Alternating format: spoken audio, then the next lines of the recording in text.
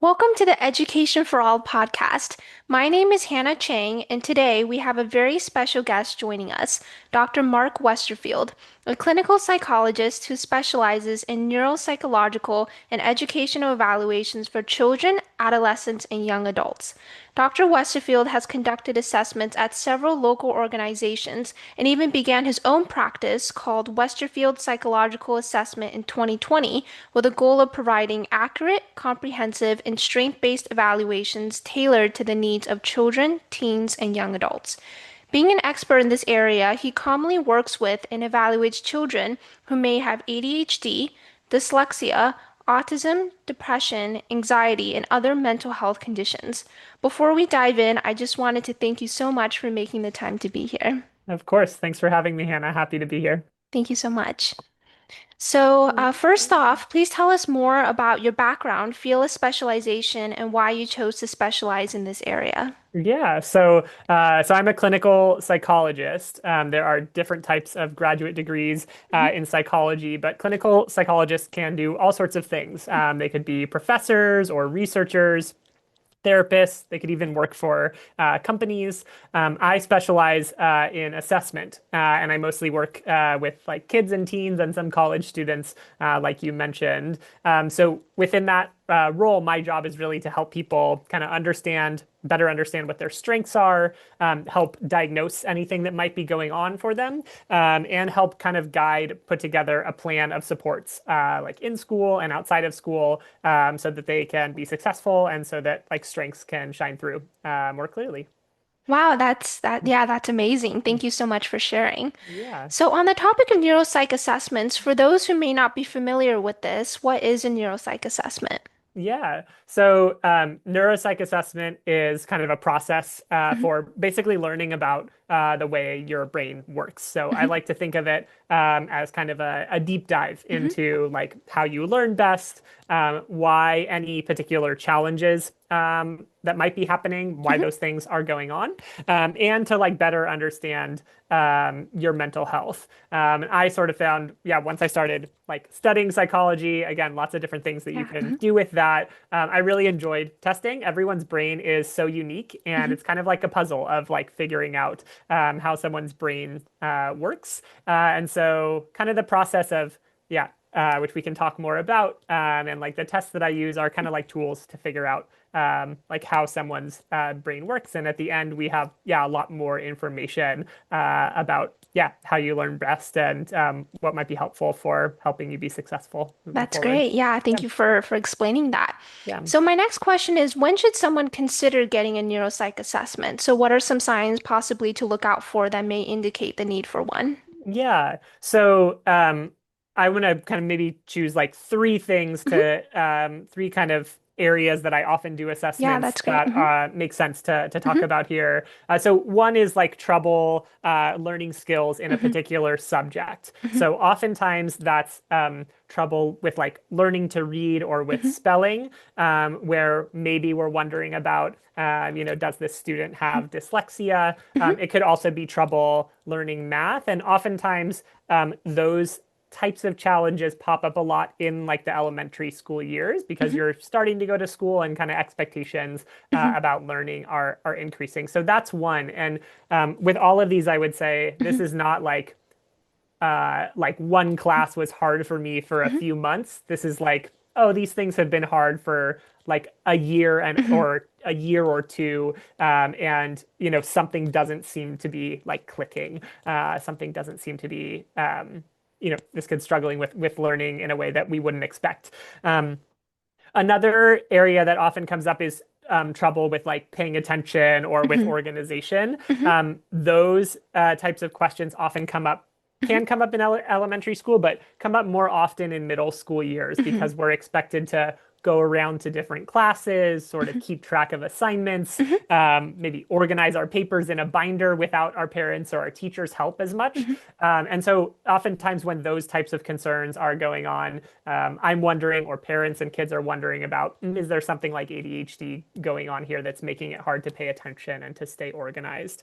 And then, yeah, the last area that often brings people in is, trouble with, really consistently like low mood or or anxiety, really kind of the mental health bucket of things. And again, that's not like I had a bad day or feeling down for a week after something bad happened. Mhm. That's something more consistent, or Mhm. anxiety really getting in the way of like schoolwork or social things Mhm. that we want to do.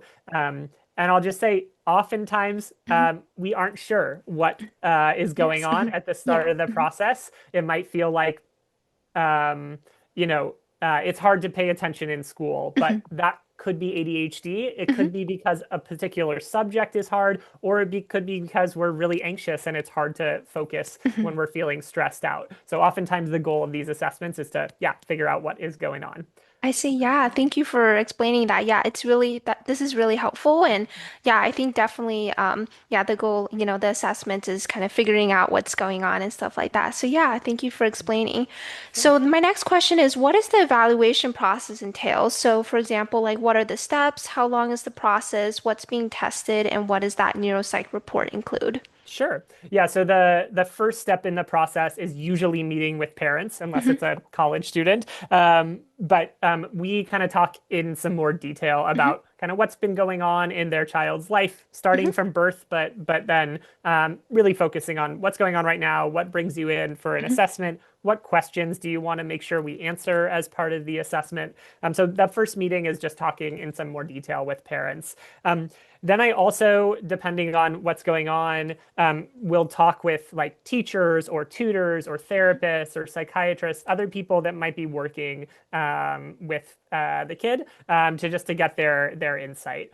And then we would schedule a number of testing sessions. And usually I meet with kids like 4 times, especially if they haven't had an Hmm. assessment before.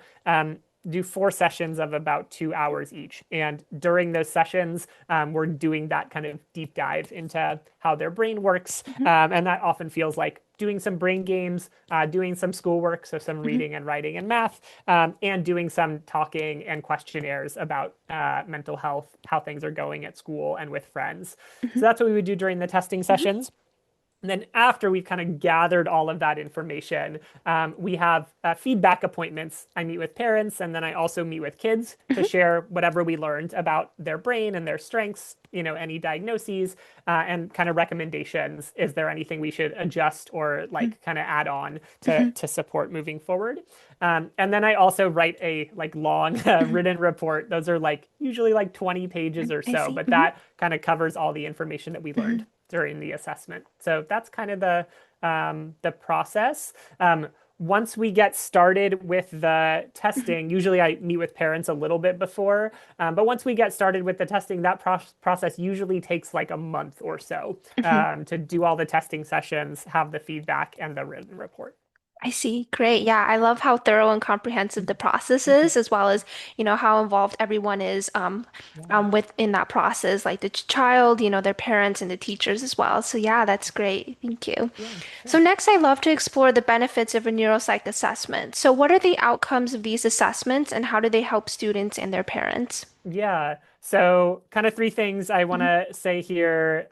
So, one, parents and kids often have like a good idea about Mhm. what some of their strengths are, Mhm. but many people like have a hunch, but they're not super confident about those. And so, yeah, one clear outcome is definitely getting some more concrete ideas, some Mhm. like hard data about Mhm. what your strengths Mhm. are. So, you might think, oh, I think I'm like pretty good at math. That might be a Mhm. strength for me. And we do the testing and we learn, Mhm. oh, your math is actually like at the 99th percentile. Mhm. You're Mhm. really gifted in math. And that might suggest it might be a good idea. You could be successful at whatever you want to do. But if you want to study like math or STEMs, like Mhm. lean into STEM subjects, Mhm. that might be a good fit. So one thing is definitely learning about strengths.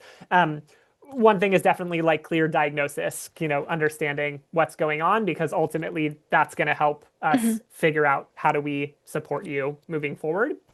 And then the last kind of outcome I want to highlight is just a clear plan for the supports. Mhm. That might be like a specific, you might, parents or kids might have a hunch like, oh, I think it would be helpful for me to talk to a Mhm. therapist, but I'm not sure what type of therapist or what Mhm. type of therapy to I do. see. So it might be a specific type of therapy or tutoring. Hmm. It might be some accommodations Hmm. in school, kind of adjustments there. So those are really some of the key outcomes. I see. Yeah, that's great. Yeah, thank you for diving into those.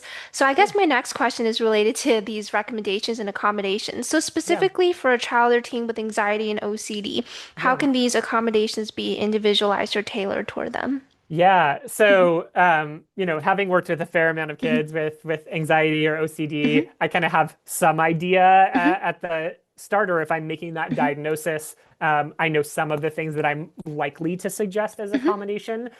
But the whole point of this process is that Mhm. we're getting a clear sense of, just the person who's coming in for testing. So Mhm. I would individualize those based on what we learn. Mhm. So, for example, many people with anxiety have worries about like making mistakes, and Mhm. that Yeah. Mhm. overlaps with OCD as Mhm. well.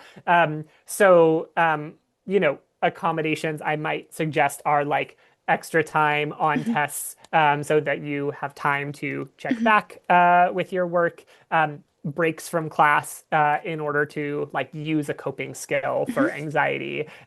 So that might be like a little signal you have Mhm. with your teacher, or your teacher just knows, you can go take a walk and take some deep Mhm. breaths I see. at Mhm. any point you want Mhm. during class. Mhm. So yeah, the specifics absolutely depend on whatever's going on for the kid. And I would say, you know, even within the same diagnosis, Mhm. no two kids are the same. For Yes. Mhm. some Yeah, people, absolutely. Mhm. might really benefit from that Mhm. extra time. For other kids, that extra time actually might not be helpful because they're going Mhm. to spend a lot more time like going over the test and Mhm. maybe second guessing themselves. And maybe Mhm. we learn that that probably isn't the best thing. So yeah, really, really individualize those I see. depending Yeah, on I that's it's wonderful to hear how individualized the accommodations can be toward each child, whatever, their strengths or their challenges might be. So that's sure. great.